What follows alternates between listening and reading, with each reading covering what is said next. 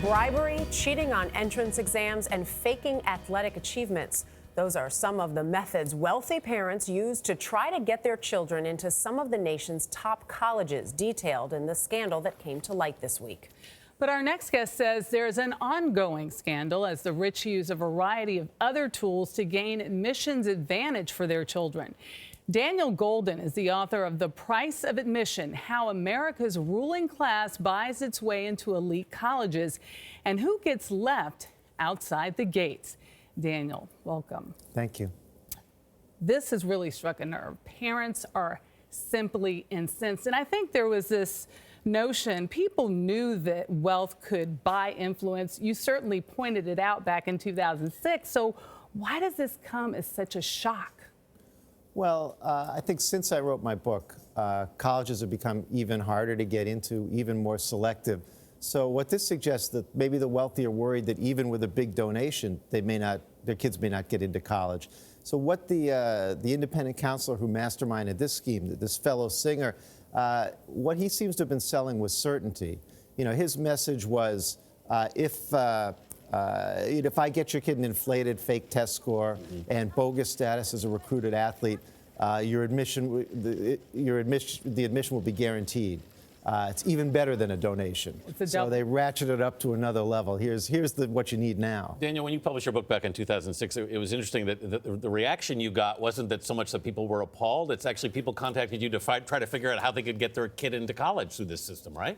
That's right. Every month or two, somebody would call me and say, you know, I read your book. My son or daughter would like to go to Harvard or Yale or Princeton. I'd like to hire you as an admissions consultant. Wow. I'd say, I don't think you quite got my point.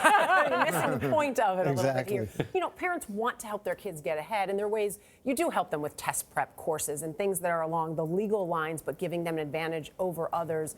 In this case, there were ethical lines that were crossed. There were legal lines that were crossed. Which are more concerning, I guess? Well, this went a lot farther, and I think maybe the biggest concern to me is the rise of these independent counselors like Singer, who are paid immense sums by parents to get their kids into college.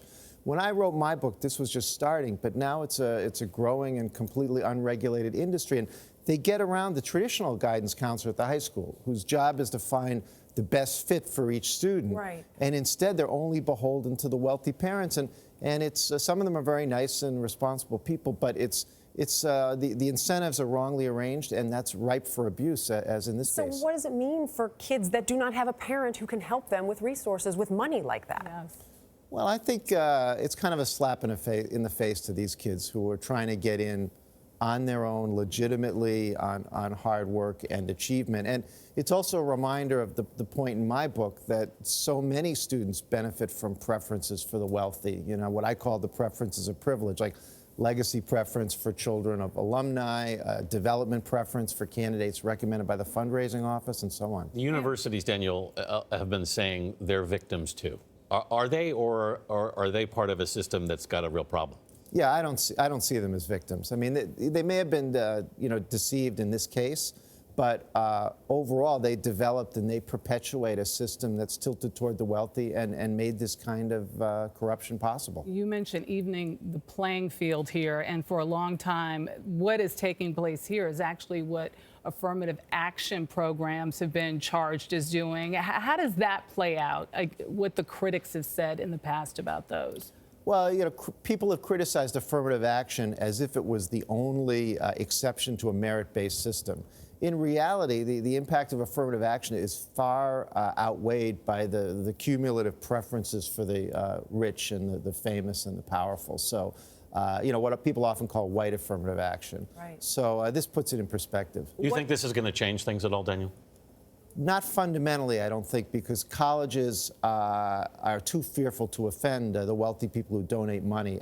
I do anticipate some tweaks to the system. For example, one thing this case exposed was that when a college coach goes to the admissions committee and says, I want you to admit this recruited athlete, the committee just rubber stamps it. They don't look at all. And now I think, because in this case, the coaches were bribed, so the people they were touting weren't actually athletes. I think that'll change, and admissions committees will now take a closer look. And maybe these independent counselors, the kids they recommend, will come under more scrutiny. But those kinds of minor changes I'd anticipate. So more transparency, Yeah. possibly. Dan Golden, thank you very much. We appreciate it. Thanks, my pleasure.